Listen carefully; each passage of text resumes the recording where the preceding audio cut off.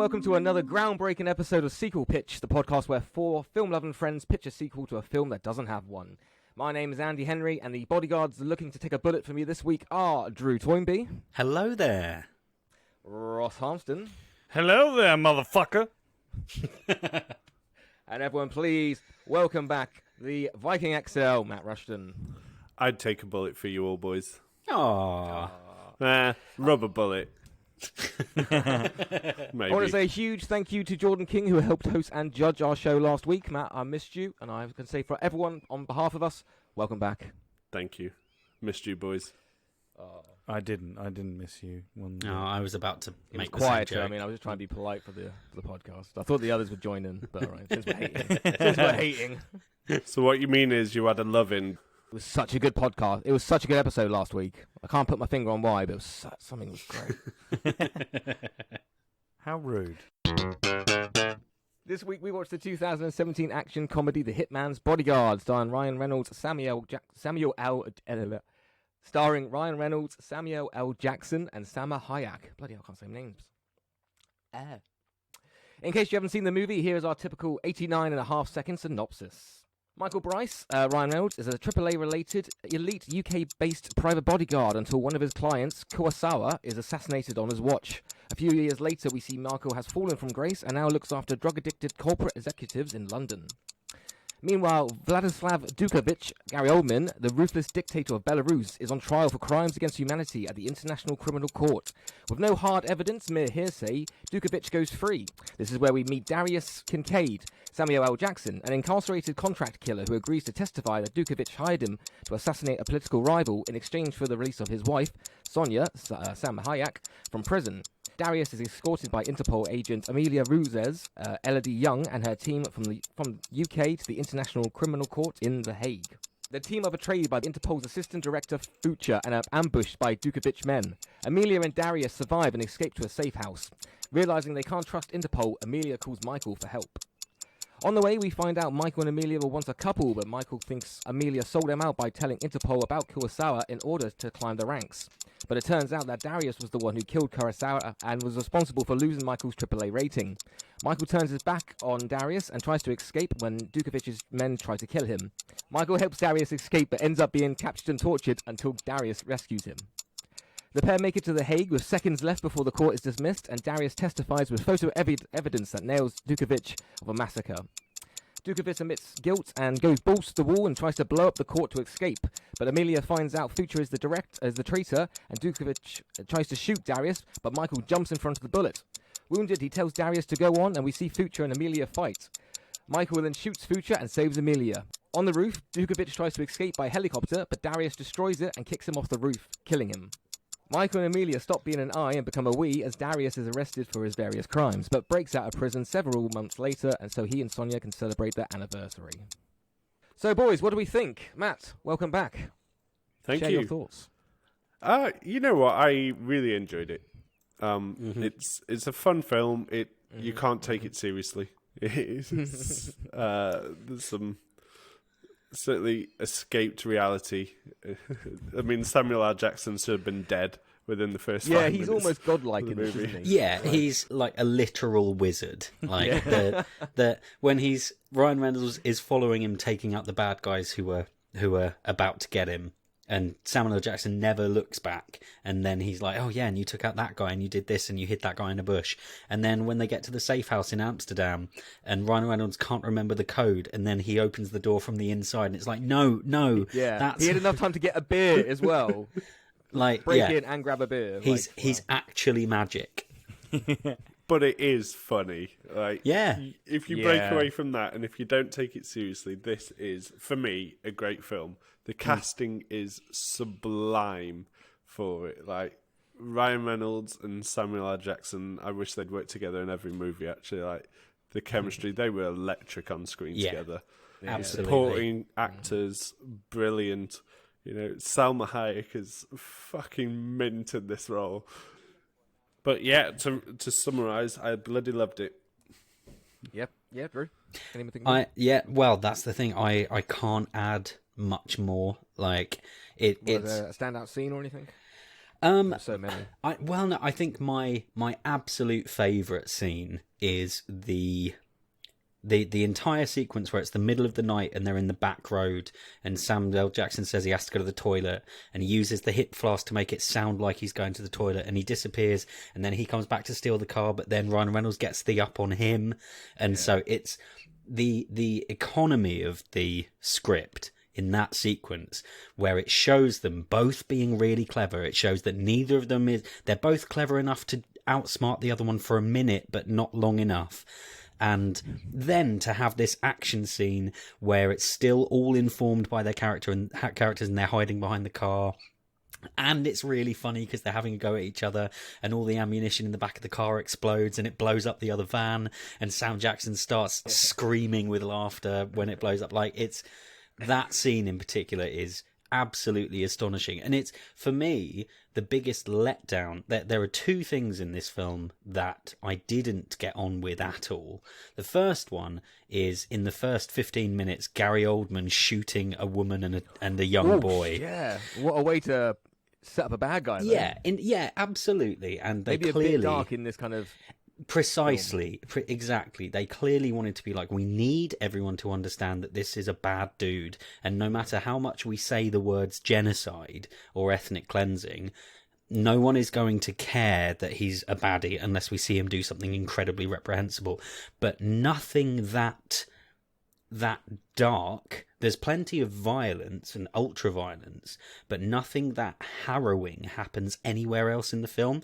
And I kept going through being like, this is hilarious. These guys have an incredible chemistry, and some of the stunts are really, really good, and I'm enjoying this way more than I expected to. And in fact, I've seen this film before, and I'd forgotten it. And I was like, oh, I don't remember this film. It's probably not going to be very good. And I had an absolute blast. But then I kept on just randomly flashing back and going, hey, Gary Oldman shot a kid at the beginning of this film. The only other complaint that I would have is that the second big chase scene through Amsterdam with the speedboat and the motorbikes and all the cars and the machine guns and everything, to me was just so bog standard. And after having a scene with Sam Jackson and Ryan Reynolds hiding behind a car being shot at by three dudes in the dark on a back street near Coventry, being so electric, and then having this whole giant action scene just leaving me completely cold, I was like, I want more of these characters dealing with stuff, not just well executed, well choreographed, well performed action scene. But I was just like, I want these guys to be talking to each other while they're doing this. But other than that, blinding performances and really funny and really charming, and yet another. It's lovely to see Sam Jackson having so much fun. Like, he looks like he had just the best time making this movie, and it's infectious, and I really enjoyed it. Well, that point, the point you're making, like, before that, when Ryan Reynolds' character, when they realise Sam Jackson's character killed his client at the start, and he kind of gives up, and he has that scene where he's kind of given up as a drink, and all the mayhem goes on behind them from all the people that want to kill Sam Jackson. That was funny. Are you saying like that bit was fine, but then the chase after? That was fine, but the chase itself was just very. It had nothing that made it stand out from any of 1,000 other chases that I've seen before, other than the fact that it was in Amsterdam. But that in itself isn't quite enough for me. But that is a minor complaint. Very, very minor.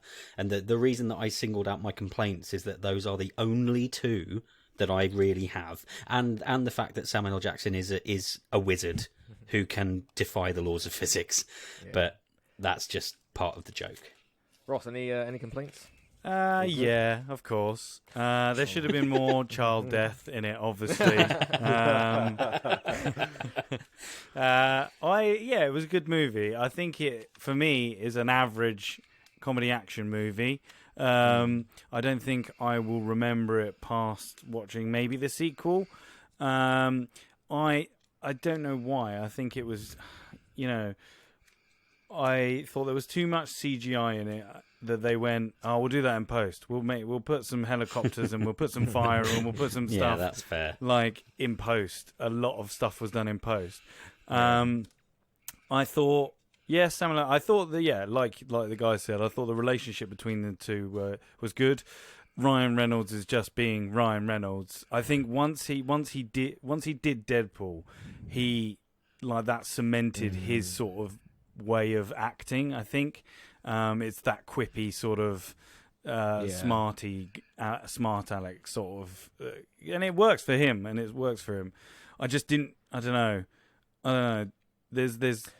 I just felt it was just Ryan Reynolds playing an assassin, a bodyguard. Sorry, Yeah, that's fair. No, see, I've got the exact same thoughts. I really liked it, but yeah, same for Ross. Like I'll probably watch this one again in a year, maybe if it's on TV and I'm passing. But as I say, nothing that will make me come back. I watched the second one, but I'll probably not really watch this one again. As I say, there were so many good scenes. Samuel Jackson trying to jump from the rooftop to the fire escape and then kind of like crashing all the way down. That was a quality stunt. Yeah, that was brilliant. Yeah, it made me chuckle so much. And like the Ryan Reynolds with the chaos happening behind. There were so many funny scenes in this movie. But yeah, the whole way through, I was a bit like, it's still very average for me. Like I didn't like the fact that they used so much Vaseline on the lens as well. At some points, there was a lot of blurry sort of. Similar to the Army of Dead way of like, not as much like, but there was a lot of sort of, I don't know. Yeah, I don't know what they used, what kind of camp. Yeah, we need to have a conversation about that movie. Yeah, we do. We do. Maybe we need to add that to the list soon. Yeah, and yeah, like again, yeah, it's a good movie. I really liked the action sequences, like when Ryan Reynolds is running away from the guys and he like hits one of them with an axe and he's like throwing stuff at them, and it's just the hardware store fight. And when he's when Samuel L. Jackson's walking away from him and Ryan Reynolds is killing all the people that are about to kill Samuel L. Jackson, that was cool. But yeah, I thought, I mean, I think Gary Oldman in it is just. Oh, we just need a bad guy for them to kill at the end. And it was just, he was just put in there. Do you know what I mean? He was good though. He was. Yeah, I mean, as far as a angry guy goes. Yeah, Gary Oldman doing his evil Russian accent. Yeah. That he just sort of keeps in a drawer for when someone's like, "Hey, do you want to earn $1 million to come and shoot this for a week and a half and just look menacing?" While you sit in a chair, and he's like, "Yeah, all right." Yeah, and then he does it. Going back to what Drew said about the beginning feeling really weird compared to the rest of the movie. I looked at a little bit of trivia, and it was rewritten because it was supposed to be a drama, and they rewrote it to be a comedy. Well, there we go. Yeah, Nice. yeah, and then I think another director was attached to it, and then. What's the chops came into it? What's his name? What's his blooming name? His name is... What, the director? Yeah, the director. It's Patrick Hughes. That was it. Yes, he's directed Expendables and some others, which now you can kind of go, okay, I see. Because it spent a lot of time in just limbo. A script that was just written, and then they were like, "Nah, we're going to rewrite it," which you can kind of tell actually. So yeah, it was Jeff Wadlow in 2016 exited the movie, and then Patrick Hughes signed on to direct it. But yeah, it was the script underwent a frantic 2-week rewrite to be remade into a comedy several weeks. 2 weeks. 2 weeks. Wow. Yeah. I wonder how much of it was maybe improvised on. Well, yeah, that's the thing. Ryan Reynolds is clearly very comfortable improvising. Yeah, so it's probably they just left that bit in the beginning because they were like, this sets him up as a bad guy. I was like, it doesn't read the tone of the whole rest of the movie, but okay. It's so funny that my assumption was that it was always a comedy and they got a studio note saying you've got to make Gary Oldman more evil, when actually it was the other way round. That's so fascinating. Yeah. I'll try and not say too much because it could open a whole conversation in itself. And we've kind of touched on genre of it and the action comedy and the dark. I must admit, I watched that introduction in quite a different light. I was like, okay, so what they're doing here is they're setting it up that, you know, they're using comedy almost as a buffer for some of the darker shit that's going to happen in this movie. You know, thinking films like Kingsman and the other guys, this action comedy genre where they almost can go overboard with the gore and with the shock factor because it's got this lace of humour throughout it. We kind of talked about quips in Commando, where is that used to water down what you see? And I kind of thought that that's what they were doing with this, that it was a moment to shock you. But ultimately, you know, that moment of shock was to prepare you and remind you that this is quite a gory, quite a violent film. But the humour is there to allow you to almost enjoy the ride a little bit more. And that was kind of just what I was going to pick up on my feelings about that introduction. But what Ross has said is clearly probably more tonally accurate. Let's go around. Any other favourite funny scenes we ever mentioned? If not, scores out of 5. Let's start with Ross. No, I think I've said all my funny scenes. I think it's an average movie, an average comedy action movie for me. It's not bad. It's not the greatest. It's an enjoyable experience to watch, and I don't think it will stand the test of time. But who knows? That's my own personal opinion. So I'm going to give it 2.5. Ooh. Wow. God. Two and a half. 2.5. Yeah. I'm trying to think of something that was said in the movie and I can't remember any of it. 2.5 children being shot. There you go. Ross's recurring theme. Yeah. Lovely. Drew? I enjoyed this film a surprising amount, but I feel a bit weird about it because I had an absolute blast watching it, but I cannot for the life of me bring myself to score it at a level that would make sense for me being that effusive with how much I like it. So I'm with the best will in the world, and with it being a huge recommendation from me, I'm going to score it 3.75 Samuel L. Jackson's definitely being wizards as hitmen out of 5. 3.75 and a 2.5 at the moment. Matt, what you got? I was sat there going, I don't know if I can give it a 4. Like, looking at the other movies that I've rated, I'm like, can I score it the same as Willy Wonka? Am I that kind of person? And I'm like, I don't think I can, because if you watch this in the wrong mood, you will hate this movie as well. I think it is worth saying, like, if you're not in the mood for it, this movie could end up just boring you or pissing you off, or you're just not vibing it. So for that reason, I'm not going to give it as high as a 4, but I will join Drew very close to 4 and give it a 3.75 cellmate stud in a corner whilst Sonia's taking her calls. I felt so sorry for her. I was like, I really like Salma Hayek, and then I was like, oh, she's mean. Yeah. She gives her a 5-minute break at the end of one of them. Eventually. So was that 3.75 for you as well? It is. Say there's really funny bits, but I'm going to give it 3.5, I think, because I was going to give it 3.25. I'm going to give it a little bit extra. So I'll give it 3.5. Oddly shot Gary Oldman's hitting a car. Did anyone else realise that at the end when he half CGI, half hit the car? It was really weird. It was like his stunt double, like, obviously hit it, and then Gary Oldman came in and kind of like finished the fall, but it was like cut really weirdly, like really, like, I don't know, for me anyway. And then, like, obviously the CGI, the first bit, looked like Die Hard. Also, are we supposed to believe that he's alive and that all the guys are going to beat him up now? Because that's what it implied to me. I was like, because he was still breathing when he landed. Yeah, like I reckon now that you've said it, it's probably a holdover from an earlier draft of the script where the crowd literally come in and beat him to death on camera. But they were just like, oh, maybe we shouldn't go that far with it. We'll just all pull on his arms and legs for a minute and then we'll cut away. Yeah.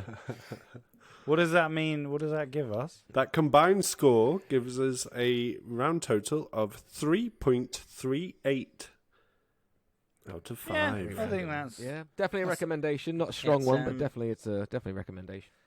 Well, that's the end of the niceties. Let's bring out the fights. It's time to get your sequels pitched. This week, we are going to start with Matthew Rushton, please. Ooh, okay. My sequel pitch is called The Bodyguard's Hitman. Okay. Do you want to do that? I thought I might be walking a fine line. Someone else might have gone for that kind of approach, but I'm glad they haven't. Okay, here we go. The Kincaids are still free, and we see an opening montage of them living their best lives in the French Riviera. On the flip side, we see Michael Bryce living in London. Lots of rainy scenes to counter the beautiful sun. But we do see him and Roussel back together. It turns out he does have some credentials restored. He's currently a AA standard. AAA standard can only be restored on a fluke or accidental death, and he is still deemed responsible for his client's death. We learn of this through some funny exposition stuff. He basically keeps cursing Kincaid for being the only son of a bitch that can grant him his AAA status back by confirming the story that he told Bryce in the first movie. He has to tell it to Interpol, but the problem is obviously he's still wanted by Interpol for his many, many assassinations. LOL. So we see another boring day with Bryce picking up his old buddy Seifert, or whatever that character's name is, Richard E. Grant. I want to get Richard E. Grant back in for this movie. And there's another pile of kind of restrained criminals for Roussel to pick up. They have a bit of fun banter about being like a dream team, and Richard E. Grant throws up at the same time in the back of the car. Bryce makes a quip that he's like, oh, don't be a dick, but then realises he's actually dying in the car. So then he manages to kind of pull over, intervene and save him. But in doing so, he realises he's been poisoned. And it's like, oh, that's a bit of a coward's way of assassinating someone. So Bryce doesn't know how to protect his client from poison and other kind of stealthy assassination attempts, and realises he knows someone who may be able to help. Turns out he kept a burner phone, and he could call Kincaid whenever he wants, and the two have kind of, got some weird love-hate relationship. They have some banter over the phone. Bryce gets soaked by a bus and with a puddle, classic British humour. Kincaid's there sat on a float in a beautiful pool in the French Riviera drinking cocktails. And then Bryce is like, fuck it, we're flying out. So him, Richard E. Grant and Amelia Roussel, they all fly out. That happens. They're all together now. You can work out why. So the gang all together, Sonia Kincaid and Amelia Roussel, they get on straight away. They have a bit of bants, and they're also mates. And they kind of sit there laughing like, oh boys, looking at their partners arguing all the time. But Sonia Kincaid lets slip something. I didn't decide what. I'd just bring you the pitch, not the script. She lets slip something, and suddenly Roussel's like, perhaps she's not as innocent as she's kind of been making out to be. In italics. This is some additional kind of risk and tension in the party, and it gives the females another narrative rather than just being the partners of the protagonists. So anyway, the French mafia get wind that Richard E. Grant's in France, and they try and track him down. Apparently the French police and Interpol are less bothered about doing this, but yeah, there's a huge gunfight, and the party just about escape again. Bryce and Kincaid tried to work out who wants Richard E. Grant dead so bad, but they don't succeed. Roussel's doing her own investigation, and she does manage to work it out, and it's none other than Sonia Kincaid's stepbrother.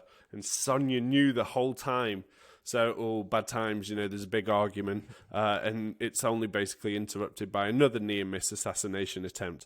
This is kind of similar to the first one with Reynolds and Al Jackson behind the car, and they're kind of having this funny argument, but they're also just like kicking ass and escaping, and cool references to that. So anyway, thankfully it turns out that they are related. That whilst they're related, she actually hates him, like he's probably tried to kill her in the past or something. But she just wanted to keep her family name out of the crosshairs. So the movie plays out with the party confronting and trying to get Sonia's stepbro from killing Richard E. Grant, Seifert, I don't know how to pronounce his name, but to no avail. Sonia then takes a bullet for Bryce in a similar vein to the first movie when, her stepbrother tries to kill Bryce and Seifert. So because of this, Darius obviously gets really mad and ends up killing him. Let's call him Axel or Pike or something, you can name him. It doesn't matter, he's dead. So, yeah, they achieve that. The movie ends with Roussel, despite knowing about Sonia's family history and her kind of dark past, she lets it slide because of the fact she took the bullet for Bryce, and she's also like, the kin of one of the most powerful underground families in Europe or the world. So she turns a blind eye. They decide to nick the stepbrother's beautiful super yacht, and they all go on a vacation. The end. Okay. Oh, they go with Richard E. Grant. They take him on the vacation with them. Oh, good. So is he coming back for the third? Is he as well then? Tag along, fucking Richard Grant. He's still alive, so they succeed. Their mission is a success. Lovely. Okay. Couple of questions, if I may. Yeah. So, Michael, Bryce takes Kincaid to Richard E. Grant to help with the poisoning. The other way. Bryce doesn't really understand like the poison side of assassinations. He just knows like getting involved and be a bodyguard. He can take bullets. Yeah. He doesn't know how to deal with poisons. So he's like, I know someone who may know more about this, and goes to Kincaid. Like they have a phone call, and he gets pissed off, and he's like, fuck it, we're coming out to you. So they go out. How does Kincaid save Richard E. Grant then? Oh, he doesn't. Like Bryce saves him. He probably sucks it out. Like I don't know. Like, it's probably some like really maybe I don't know. Fuck knows. He saves it. He uses an EpiPen. Okay. Cool. I don't know. I've never saved someone from being poisoned He's before. he's calling Kincaid to help him, but yeah, he's going to end up doing it himself. No, he's calling Kincaid to find out more about who would poison someone. Like he wants to work out who wants Richard E. Grant dead. Oh, okay. So he's thinking, I'll use my assassin mate because he might know a guy. Okay, sure. Okay, I get that. So, any significance for Sonia taking the bullet for Bryce? Because I know at the end, she gets forgiven by what's her name, Amelia. Yeah, but she wouldn't have known that. So, is it just like friendship? I think like the idea is that she's not that like neither Kincaid, like both Kincaids have like this soul about them. Darius is. We kind of see it with him in the first movie. He does form somewhat of an attachment to Bryce in the end. He cares for him. And I kind of want the women to have a similar journey in their side of things so that, we learn that Sonia's stepbrother and her family are this really fucked up family. But there's nothing saying that she can't have some redemptive arc. And I think taking the bullet is, one, a redemptive arc for her, but also gives then that extra wait for Amelia to go more into the grey zone, and despite knowing everything, she's like, look, but you did also save that dickhead who nearly got himself shot, so I'll let this one slide, that kind of thing. So it's plot, really. Yeah, okay. Any reason, I mean, big fan of Richard E. Grant, but any reason you didn't want to bring a new character in?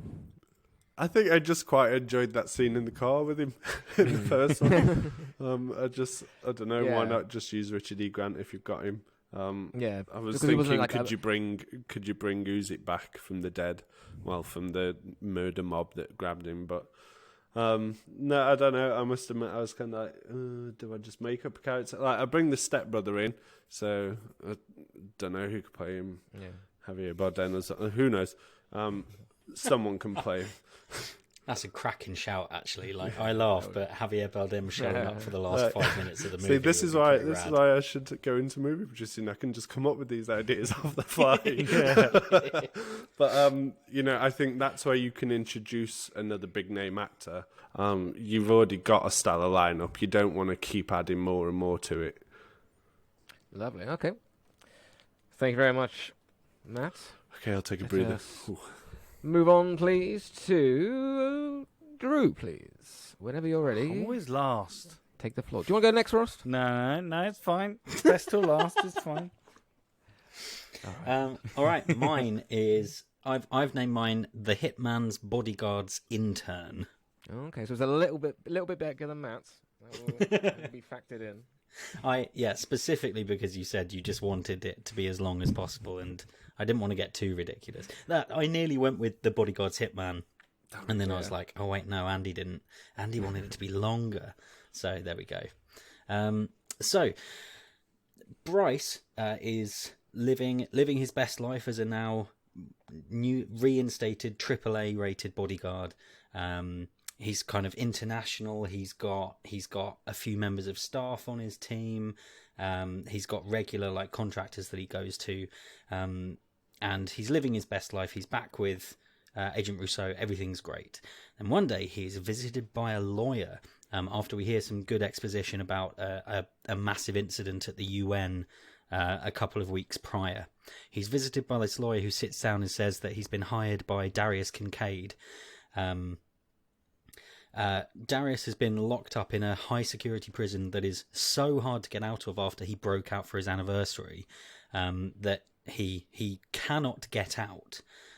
So he has sent a lawyer to Michael to hire Michael to go and help Sonia after she actually caused the giant international incident at the UN. Amelia is on a major assignment, so she can't help Michael out, but they kind of stay in touch through the movie.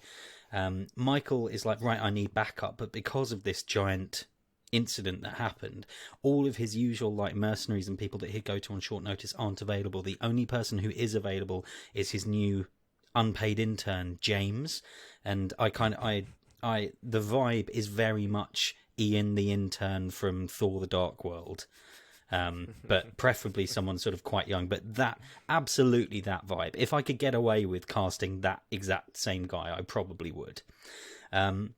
So Michael kind of uses his super duper good bodyguard intel stuff and finds Sonia in a safe house in Mexico, and he's there as government forces are closing in. And so Michael sort of gets in with James the intern and introduces himself and sort of says, "Hi Sonia, right, I've got to get you out of here." And the police start coming in, and so Sonia's trying to kill them, but Michael knows that they're police, and so Michael's trying to stop Sonia from killing the police whilst stopping them from taking her, because he's been hired to keep her from being arrested. And so Sonia's being really sweet to him and asking about Amelia and all of that stuff while she's brutally smashing dudes in the face. She's also probably very inappropriate with James. And James as the intern is kind of the point of view character for the audience, so that when this bonkers stuff is happening on screen, we've got someone who's like, what the fuck? Just really overwhelmed, and that kind of comic aspect to it, whilst Ryan Reynolds is quipping and Salma Hayek is being certifiably mad and brilliant. So they escape, and then we get the backstory of what's happened. Basically, Sonia was blackmailed into attacking the UN with some anthrax or something similar, or she heard that Kincaid would be killed in jail. She says that as she failed, it's only a matter of time until they get to him, so she is going to break him out of jail to keep him safe. And as Michael's been hired to protect her, he has to come too, and so he kind of begrudgingly agrees. But you can tell that he wants to do it because he does care for Kincaid as well. You have a really cool breakout sequence of the highest security prison in the UK. Have Ryan Reynolds having to do a fake British accent and have comedy from that to match his cover documents. Sonia's mad. Have a bit where Sonia gets shut in with some super violent criminals who are just unambiguously evil, so that she gets to go to town and kill a bunch of them, and it's as violent as you want it to be, and she gets that out of her system. Eventually they get Kincaid out, and you have lots of good banter and inappropriate PDAs guys from the Kincaids, but then it turns out the intern was one of the baddies all along. They wanted to get Kincaid out of prison so that they could torture him to get the details of the FTP site where he keeps all of his leverage on his employers, and where he kept the evidence against Gary Oldman in the last movie. And there's this big international crime syndicate that want all that information so that they can have leverage on all the most powerful people in the world. So they needed him out of prison. They needed Sonia to want to break him out so that they could capture him and get the information. The intern calls his boss. We hear a familiar voice on the phone, but we're not quite sure who it is. And he's ordered to kill Michael and Sonia because they only need Kincaid. But then at the last moment, Agent Rousseau arrives and kills the intern and saves them. It turns out the case that she was working was obviously tied to this, and she's been tracking them, and she got there just in time. Michael, they have a bit of banter, and Michael's like, it would have been really useful to know that. And she's like, I am sworn to secrecy. It is my job. I can't share information with a civilian. And you have that back and forth a bit. Amelia's also super angry at Michael for breaking the law and breaking Kincaid out of prison. And she's kind of heartbroken, and she says she's got to take them all in. Obviously, the Kincaids are like, no, we're not going back. We're not going to jail. It looks like it's going to really kick off, but then Kincaid knocks basically everyone out. Michael then wakes up with the Kincaids. He's furious. He's like, no, I wanted to stay. I should go to jail. Like, I love Amelia. I want to try and fix this. And he's like, Darius, you've always been like all about love. It's all about love. And Darius is like, no, you saw what you did. You broke a man out of jail, and she works for the police. That's over. You're done now. And so Ryan Reynolds kind of resigns himself to that. They realise they need to go undercover and kind of investigate the intern and sort of stay under the radar. They go through his application for the job. It's all fake, etc., etc. But eventually they work out his connection. He works for Mr. Seifert, Richard E. Grant's character from the first movie, and he's been a big baddie all along. Oh, for they realise they need to get to Mr. Seifert and his organisation, so they get sloppy, as it were, and start sort of giving away their position to set a trap. The baddies come hunting them. Interpol have picked up on the clues, and so they arrive at the same time. You have a massive fight. There's bullets flying, baddies being taken down everywhere. Eventually, Mr. Seifert gets the drop on Michael, and is about to shoot him. Kincaid dives to take the bullet, but then kind of accidentally hits a table and turns in midair, so he actually pulls Michael into the path of the bullet, so Michael gets shot again anyway. Agent Russo and Interpol take down the bad guys. Kincaid tells Michael he can get him out and get him patched up, and so he won't go to jail. But Michael's like, no, I've got to stay and face the consequences. So the Kincaids go on the run. They're crazy. They live happy ever after, off the grid, and are mad. And Michael and Amelia reconcile, even though he goes to prison, and that's the end. Very nice. Okay. Let's see what questions I have. So what was the thinking making Richard E. Grant the bad guy then, after his lovable comic performance in the first one? So because he's clearly like not entirely on the level in the first one. He's a bit of a douchebag. No one plays a villain like Richard E. Grant, and he was already set up. The thing that I was really struggling with, and a better screenwriter than I, or a better story breaker than I am, would think of a good way to introduce a villain at the beginning of the movie that would work with the rough story that I've come up with, but I couldn't work it out. And so it was a helpful shortcut for me to use him, because he's already been established in the series of films.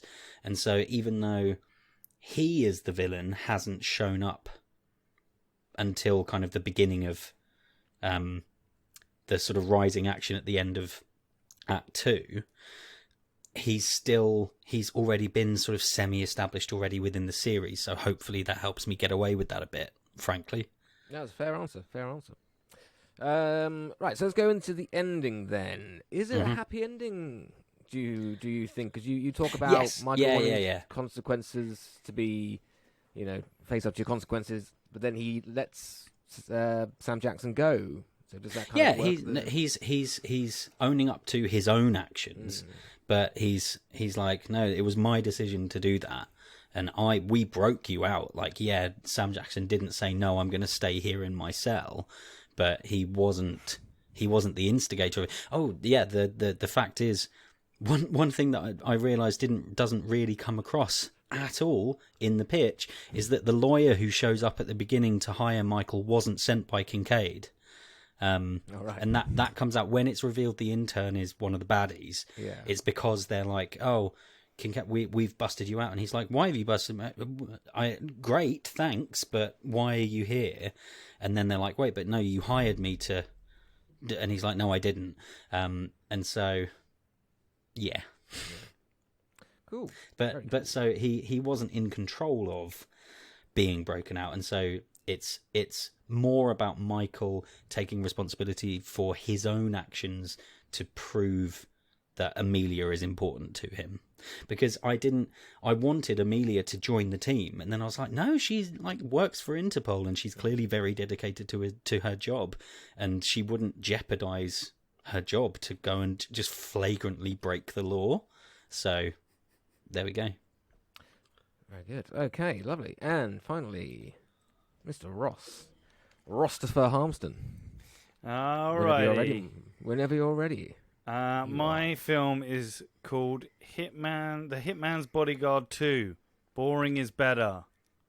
Oh, I like it. Yeah, I like that a lot. It's good.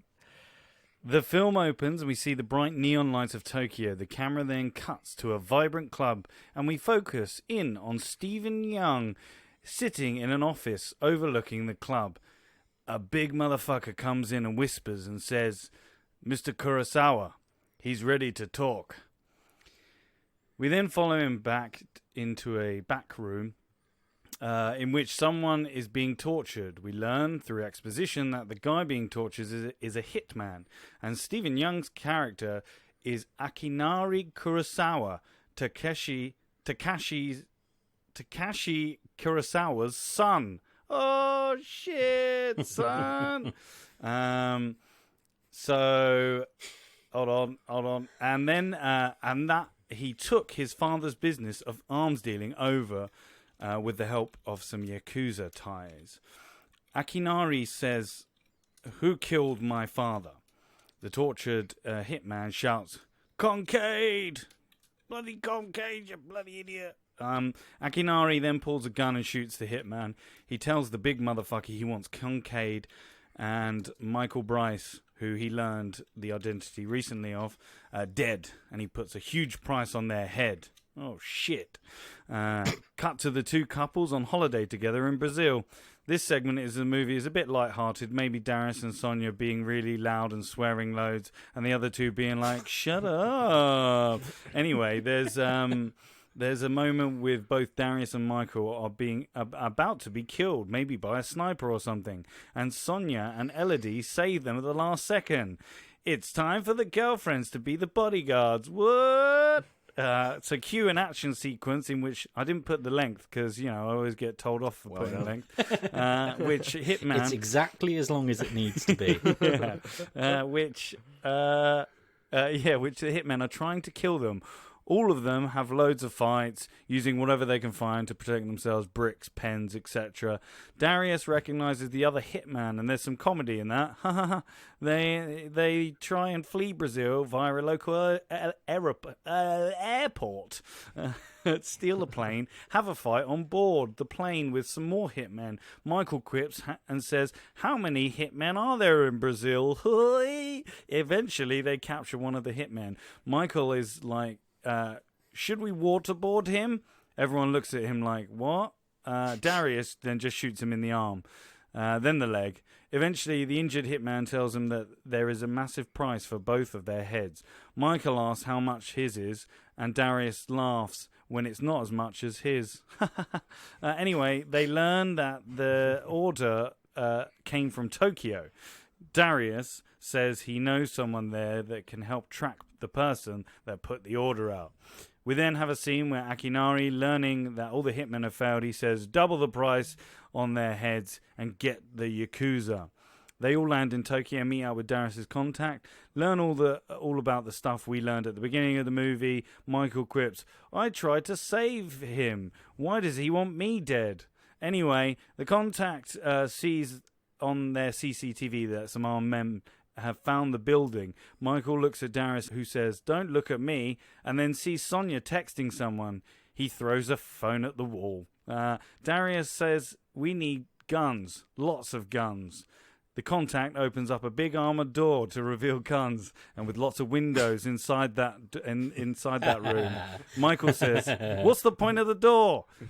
Anyway, 20 minutes action. Anyway, this is where I did put time. 20-minute action sequence all around Tokyo, and four of the four getting away from the hitmen and the Yakuza, each of them having their individual fights with people being badass, mainly the female saving the guys.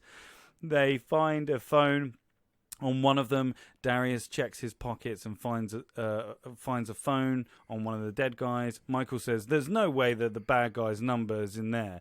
We see him scroll through the contacts, and the name says "Boss" under it, and Darius laughs. Elodie then uses her contacts at Interpol to trace the number's location. They find the location of the nightclub.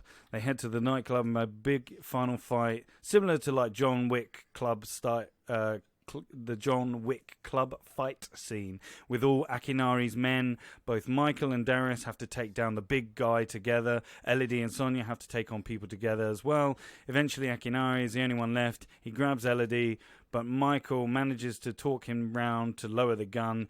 Then Darius shoots him. Michael's like, "What are you doing?" And then it fades to black. Then in the final scene, we see all of four living in the middle of a snowy nowhere together. Michael snaps at Darius and says, "You had to kill him, didn't you?" And that's the end of the movie. In all this movie, there is development for dialogue for the characters' relationships to grow, especially between the two girlfriends as well. Just thought I'd throw that in there before you fucking start just having a go at me because I didn't put any character work. There we go. Oh yeah, no. Can I just add a line to the end of my pitch that says, "My pitch is amazing and it's Oscar winning and it's the best movie ever." You can, yeah.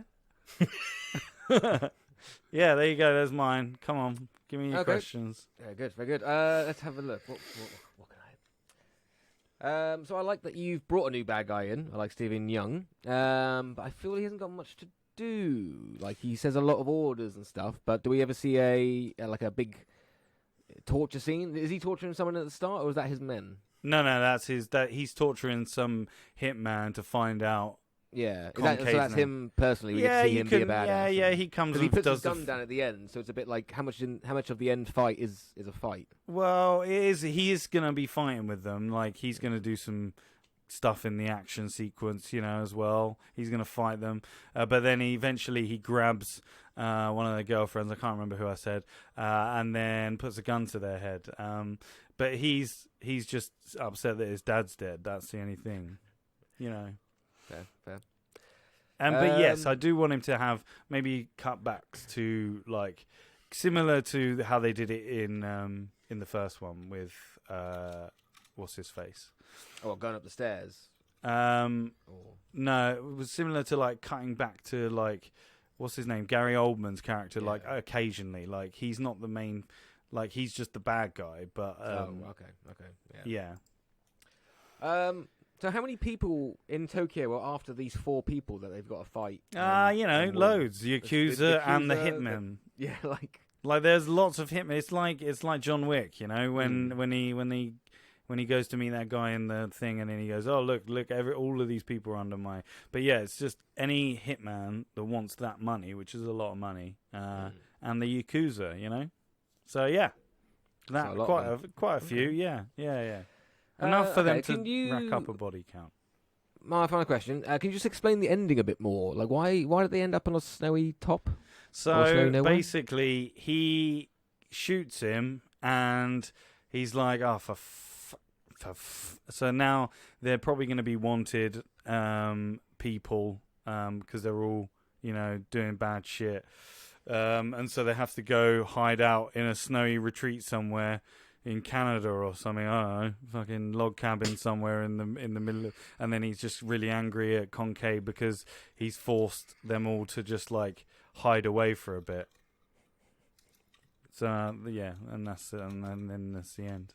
Maybe there might be a third. Who knows? We'll see. In their snowy little mountain. Yeah. Okay. Well, this is tough. This is very tough, boys. This fight is going to mean a lot. I haven't got a bell to ring, but ding, ding, ding, go for it. Throw the blows at each other. No, let me point out. I want to know why yours is better than the others, why it follows the first one well, and inevitably the third one that might eventually come. Any ideas or anything about that? Cool. Well, I mean, okay, I think that mine follows on pretty well from where the characters kind of ended up, and I think it uses stuff that was already established earlier on. I think mine's a relatively good sequel. I'm not saying it's the best movie in the world, despite what I added to the end of my pitch. However, what I'll say about the others is, first off, Matt's only really has one action scene in the middle. It has Richard E. Grant being poisoned and throwing up in a car, and then they go and see Sam Jackson, and then there's one action scene, and then it's the end of the movie. And the baddie only shows up right at the end of the movie, and then it's sort of, and then there's the stepbrother, and he's dead. Ross's has a slightly underwhelming ending, like it felt a bit nonsensical. Ross keeps on not pronouncing Samuel L. Jackson's character's name correctly, so he clearly doesn't get. It's Kincaid. Oh, whatever. It's Darius Kincaid. And also, frankly, both of these guys, in response to some of your questions, Andy, ended going, I don't know. I mean, maybe because yeah, why not? They just ended up. At least I put some thought into my responses and my story in general. There we go. I put thought in. I just fucking threw out Javier Bardem in the middle of mine. I refuse to say that I didn't have creative thoughts. I just whittle around and go, oh, well, I don't know. I must admit, I can't really picture anyone other than the Thor Dark World guy. You know, like... Good Lord. Good Lord. Is that what I sound like? That's how I wanted you to sound like for that moment. But okay, so I will try and defend myself. I feel like Drew might have made a semi-relevant point, but then I just took offence at the end. So whatever he said about my pitch, I'm going to floss over. I feel like mine is another very natural sequel. The Kincaids are on the run straight off the end of the movie. There is more than one action sequence. That's it. I remember now. There is more than one action sequence. The first sequence is where they get found in France. I mean, I probably skipped over it, but it is in my notes that actually they work out it's the stepbrother and he is in mainland Europe or France or somewhere, and then they go to him to get this resolved. That was just a bit that I missed out. You know, we're only allowed a page nowadays, thanks, Ross. So you have to cut some of the fat off. But yeah, I feel like mine really naturally, rather than last point in my pitch, expands, the relationship and the female protagonist to make them much more even keel throughout the movie. Yeah, there's probably some bits where I didn't flesh it out enough, but I feel like this is a skeleton of a movie pitch. This is a strong one. Ross, I don't need to say anything more. Drew has touched on why you probably shouldn't pick Ross. I will just wait and hear what Ross has to say about his movie.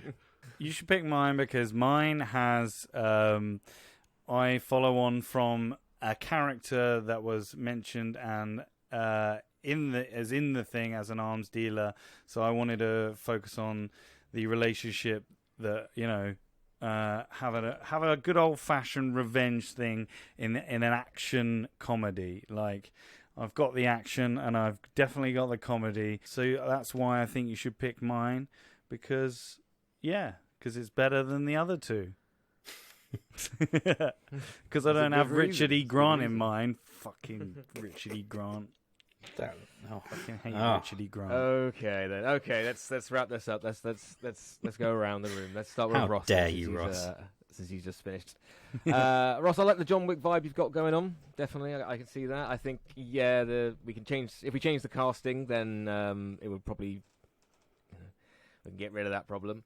I like what you've done with the women's to kind of giving them more to do while still kind of keeping the focus on the two male leads. And I can definitely see the moments where quippiness can happen. I'm not loving the ending. We can change it to the fact that he's just shot and killed. That's cool. Yeah. It would need a. Yeah, I can see it would definitely need changing. I can't think of anything at the moment. Even more anticlimactic. Just a dude gets shot in the face, cut to black. Just add 20 Credits. end credit scenes of all their different times through the year. Thanksgiving, Christmas, Halloween, Easter. Just fucking show I love living that. together for a year. I actually love that. That's good. Yeah. There you go. Thanks, Ross. When you win, just remember that I gave you that win. Yeah. All right, cheers, mate. Yeah. Matt. Could definitely still see the comedy that's all in there. I like the flip side scenes you got going on with like the ones in the pool. Ryan Reynolds gets splashed by a puddle, and maybe a little kid can splash a bit of water on Sam Jackson. That could be quite funny. I see that. I like the tension that you brought with Amelia being suspicious about Sonia's family. I'm not too sure if she, I don't know if I'd buy that she wouldn't speak up sooner if they're being if she knows that they're being hunted by this person. Other than that, I feel like it's just lacking maybe a big like a twist or another big scene or something. Yeah, I think it's maybe a little bit too short. And Drew, I like yours. I like the kind of the intern way of POV of the audience, and then him kind of turning around to be the baddie. Again, with the same as Ross, I think the ending might need a bit of a tweak. But apart from that, all very, very solid sequels that I would definitely go to see. Oh, it's difficult. But I think I'm gonna give it to Ross because, to be fair, I quite like his. We'll change the cast, and I don't know why. We'll literally have to change quite a lot of the third act, but the other two acts I quite enjoy. So Ross, well done, man. You won it this week. Yeah. 3 weeks in a row, because I definitely won Indiana Jones last week. Well, we feel bad because you only had like half the power. Yeah, this is true. Wow, thanks. I liked Drew's and Matt's. Drew's was so close as well. It was just that sounded so trite. Yeah, I liked those ones as well. I'd like to thank the Oscars. I'd like to thank Drew. No, I did. I liked them. It's going up against the behemoth of Drew when he's like really fully fledged out his characters and stuff and stories, and I'm just there just going, just put some quips in there. 20-minute fight scene here, 20-minute fight scene there. Yeah. That's fine. That can and go Matt over the character as development. well. Matt as well. Oh yeah, the other guy. I should just knock off again. I clearly wasn't missed. Jordan, Matt, hit you're me there up, as mate. well. Ross, why don't you tell everyone what we're going to be watching and pitching a sequel to next week? For episode 20. Episode 20, everyone. Drop us some love. Okay, for episode 20, we are doing one of my favourite Disney movies. Ooh. The 2016 animation Moana. Oh, Moana. very it. interesting choice. Make way. Yeah, make it's way. good. Moana, Maybe we get it's some time singing you on know. the podcast The next village of week. Matunu is all you need. So Drew's just going to release his solo album. I want you to give me the songs that you're going to put in the films. You can do one line God. or like one, or just tell me Can we the just give you the titles, maybe the titles of the song. or the premise of All the, right. of the All song. Yeah. If you want to write a line of the song, I'm more than down with that. So yeah. You don't have to have What if we songs. performed it? Would we get extra points? You might All do. right. Yeah, because I know a swing band, so that could work in my favour. Is this going to become like the musical episode of Buffy, where we all end up just singing the whole episode of sequel pitch? Yeah. We sung our pitches. That would be amazing. It won't be. And so comes another end to an episode. We want to thank everyone for listening, of course. But don't worry, we'll be back next Friday, as we always are. Let's have a goodbye from our winner this week, Ross Harmston.